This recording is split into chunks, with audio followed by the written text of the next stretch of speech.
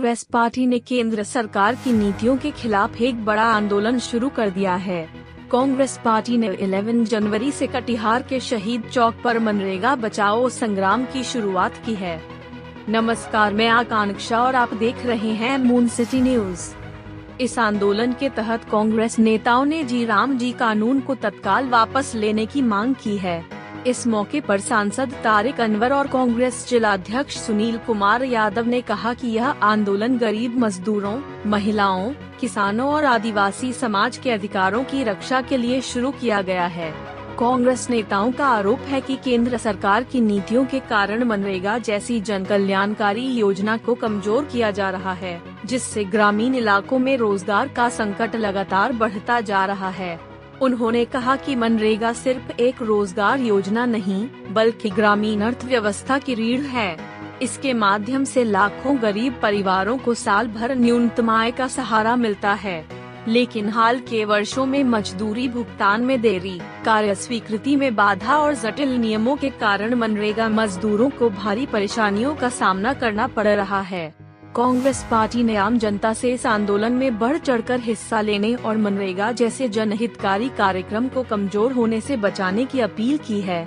इस दौरान कई वरिष्ठ कांग्रेस नेता और कार्यकर्ता भी मौके पर मौजूद रहे। अखिल भारतीय कांग्रेस पार्टी की ओर से यह आह्वान किया गया है कि पूरे देश में देशव्यापी एक आंदोलन चलाने का फैसला हुआ है, निर्णय हुआ है मनरेगा को लेकर। जिस प्रकार से मनरेगा को धीरे धीरे उसकी शक्ति को, उसमें जो आर्थिक योगदान है केंद्र सरकार का, उसको कम करने की कोशिश हो रही है और एक तरह से मनरेगा को धीरे धीरे समाप्त करने की कोशिश है। जबकि मनरेगा को सदन के द्वारा, पार्लियामेंट के द्वारा उसको एक कानूनी शक्ल दी गई थी और उसको जनता को, खासतौर पर ग्रामीण क्षेत्र के लोगों को, जो समाज के कमजोर वर्ग के लोग थे, दलित थे, आदिवासी थे और पिछड़े वर्ग के लोग थे, उनको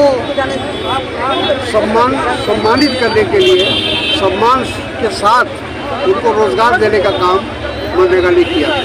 हर कठिन समय में मनरेगा ने साथ दिया।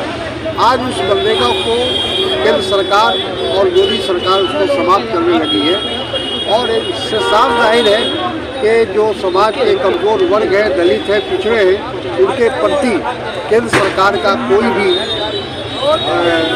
ध्यान नहीं है। दूसरी बात यह कि जहाँ तक प्रधानमंत्री का सवाल है, प्रधानमंत्री शुरू से, जब से वो प्रधानमंत्री बने 2014 में, तब से वो लगातार मनरेगा के खिलाफ बोल रहे हैं।